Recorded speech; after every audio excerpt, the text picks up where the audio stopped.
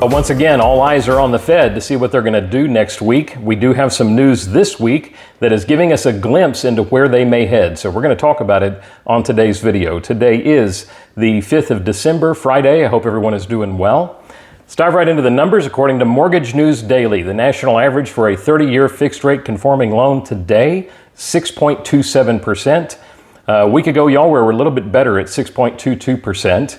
And 30 days ago, we were at 6.37%. So we're a little less than an eighth of a point better than we were this time last month. Here's what's moving the markets today. We saw a more tame than expected PCE. That's the Personal Consumption Expenditures Report. That is the favorite gauge of inflation according to the Fed. Showed us at the month-over-month level that we were right at expectations of being up 0.3%. The year-over-year, we were also right at expectations of 2.8%, so that's pretty close to the Fed's target of 2%, y'all. The core reading, though, when you strip out gas was actually up a little bit in this survey. If you pull that out, then the year-over-year was actually better than expected. We were expecting 2.9%, came in at 2.8% year-over-year in the core read. 0.2% month over month. So a little bit better than expectations on PCE, certainly no upside surprises that would have harmed us as far as bond prices are concerned. What does that mean for the CME FedWatch tool? Well, y'all, we had been seeing this all over the map. Going into some softer reads on the labor market that we're going to get to in just a second, we had seen the CME FedWatch tool pricing Fed futures of just a 55% likelihood of a cut going into that December 10th meeting. That is now back up to an 87% chance of a cut going into that meeting. So I think we can say with pretty good assurance we're going to see a quarter out of the Fed. As I have mentioned to many customers, y'all, that pricing, that expectation of the Fed moving a quarter is fully priced into current rates. So what I'm seeing right now when I'm quoting a 30-year fixed rate mortgage already assumes the Fed is going to move that quarter. If the Fed does not move that quarter, or if they do as they've done the last 3 times and they go ahead and give us the cut that is expected and then list comments that make future cuts or place future cuts in doubt, then we're going to see interest rates higher after the Fed meeting. Really all the Fed can do at this point is disappoint us. The one thing that would be surprising and I think is pretty much off the table is any possibility that the Fed would move more than an eighth of a quarter of a point at this next meeting. If they did that, obviously, we would see the market very quickly readjust and price lower.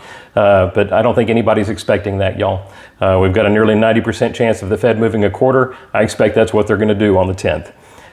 We did get more weakness on the jobs front, y'all. There's a report called the Challenger Report that showed there are 71,000 announced job cuts coming for the month of November.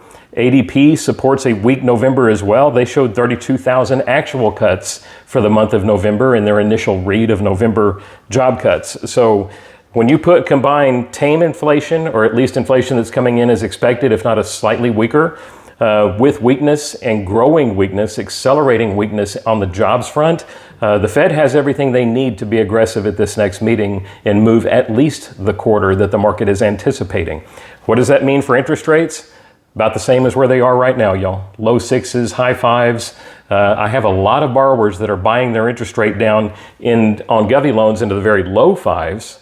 I have a number of folks buying their rate down into the very low 5s on government loans and into the high 5s on conventional loans. That may have the effect, y'all, of making them pretty much refinance proof, even if rates decline. I think it's unlikely, y'all, that we're going to see low 5s on a 30-year fixed rate loan at any time in the near future.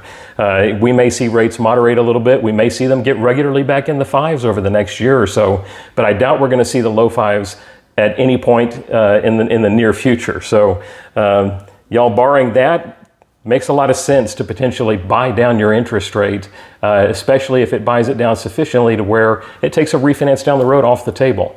I know that that's kind of working against my own personal interest because we get paid on refinances here, but I'd rather do what's right for the customer up front. And frankly, if I'm doing a loan today, I'm probably buying some points.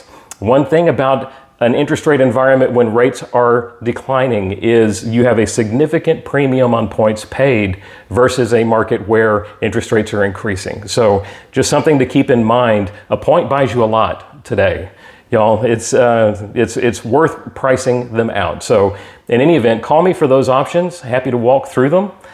As always, this information is meant to be helpful for you and for your clients, give you good talking points as they prepare for a future purchase or a potential refinance. As always, I'm honored to have your referrals. We do loans for a living here, and we're always blessed to have them.